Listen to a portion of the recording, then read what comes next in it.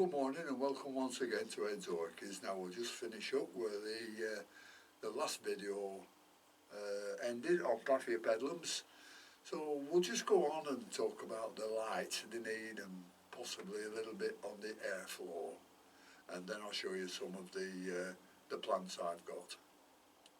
Well, light, as you know, is a very important, is a very important part in keeping our Paphiopedilums. Some grow in very bright light, some grow in medium light, and some grow in shade. And you'll find the ones which grow in shade are generally the mottled type leaf ones. And if they grow in shade, they grow much darker, they give you better colour, they put a shine on the leaves, but that's all at the expense of blooms, because Paphiopedilums need a good light to be able to bloom. So if you're having difficulty getting your paphs to bloom, give them a lot more light. The leaves will become lighter, but you'll get more blooms. You will also get a lot more growth on the plants, because they will grow. I know they're slow growers, but they will grow a little bit quicker in a good bright light. If you're growing Paphiopedilums in a greenhouse, what they do need is air movement. In a greenhouse where the humidity is generally pretty high, you know, if you don't have the air movement around, then you're open to getting disease in fungus and bacteria and stuff like that. You know, if you grow in the home, your natural air movement will be suffice, and you don't have the problems in a home environment with bugs. But you should always remember there's a vast difference between air movement and drafts. Air movement, it doesn't mean to say it's got to be like a hurricane blowing through, just a nice steady breeze around the greenhouse, and that will be sufficing. Drafts are a big killer, so you know, don't put your paphs, if you're growing them indoors, in any drafts near open windows or anything like that, because the natural movement in the air movements in the room will be sufficient for them. Well, that's about all I can remember to tell you about Paphiopedilums. I've told you in the first video about how to keep them and what's required, and in this one just a bit about the light and the air. So we'll show you a few plants now.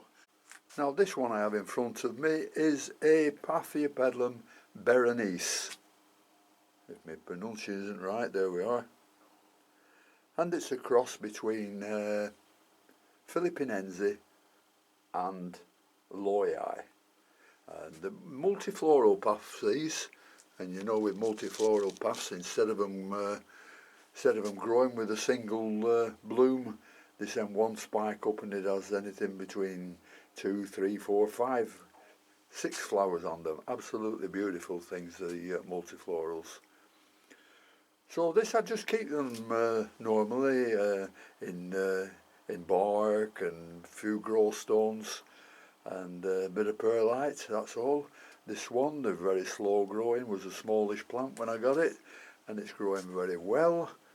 The new leaf here is going to be a nice size, so that's a good thing, because so often you get the new leaf growths being smaller, and that's not very nice on a Paphiopedilum. It just shows you're in for a bit of trouble with them.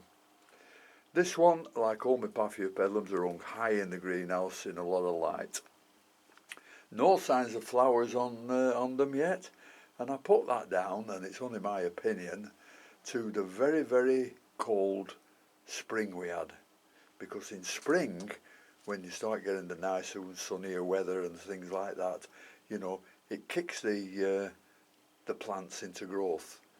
But the April and May we had here was so cold, it was unbelievable. So nothing happened to the plants. The summer was fine, the autumn they start growing, but what happens? You start losing the light. So the cold spring did affect them. Anyhow, that's only my opinion. I might be wrong, but that's what I think. The next one I'd like to show is this lady Isabelle, cross between Rothschild, Arnhem and Stony, another of the multiflorals. Now I have two of these and they're both growing differently. This one is not putting up any new growth. This other leaf isn't growing much, and there's nothing in that one. But it is putting up quite a few new growths. There's one there, one round the corner there somewhere, we'll find it. There we are, just be able to see it through there. There we are, new growth. While the other lady, Isabelle, is putting out some new leaves, but no new growth. So I don't know why this is, because these two are divisions of one plant, but they aren't growing exactly the same. Anyhow, they're growing and they're alive, so what more could we ask for? So we'll get these two hung up and show you some more. Now this one is a Paphiopedilum philippinense, a species plant, and if you read about these, when they bring them in from the wild, these are absolutely yellow flowers, which means they love a lot of sunshine, but we don't give that to them here. I try and give them as much light as I can, because they need the light, these philippinense, to trigger the blooms. But evidently I'm not giving this enough light, although I'm hanging it up in the greenhouse. May have to take it into the house and put it under more hydro light and see how it does there. But that one is a philippinense.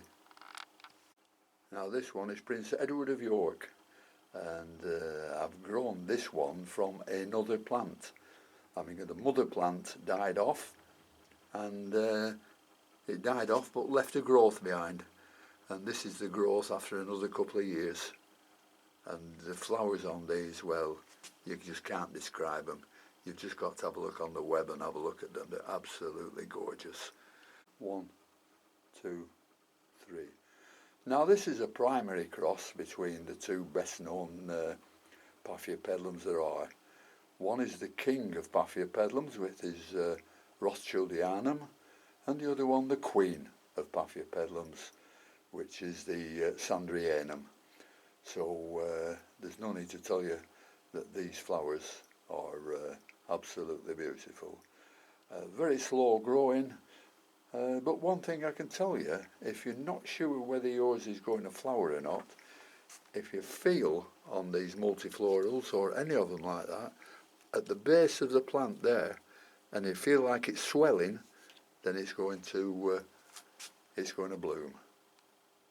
That's a beautiful plant, Paphiopedilum Prince Edward of York. This one is another philippinense showing a bit of growth, but it's a philippinense robillinii, and that means that when it flowers, the petals on these are twisted. And this is putting up new growth. There's a nice new growth coming up there, and this is a new growth here. So I'm hopeful that one's going to flower sometime, because I must have had this a couple of years now, if not more. Well, this one is the last one I'll show you, and this is a cross between Prince Edward of York and Glaucophyllum. And this also makes some beautiful, beautiful flowers, but not as nice as the Prince Edward of York ones. And this is growing very well. I've had this since it was a very small plant. It has flowered a couple of times, and it's putting up new growth. You see down there, new growth starting. But not looking like flowering yet, although it's putting up a nice new leaf there. and no new growth on this side. Oh yeah, there's a little one coming up there, as you can see, very tiny. Anyhow, we'll call that the last one, and it's the last one for Paphiopedilums for quite some time. So thank you very much for watching. Thank you to all my subscribers. I see most of you enjoyed the previous video, which I'm very thankful for. So thanks to all my subscribers, and until next time, I'll see you all later.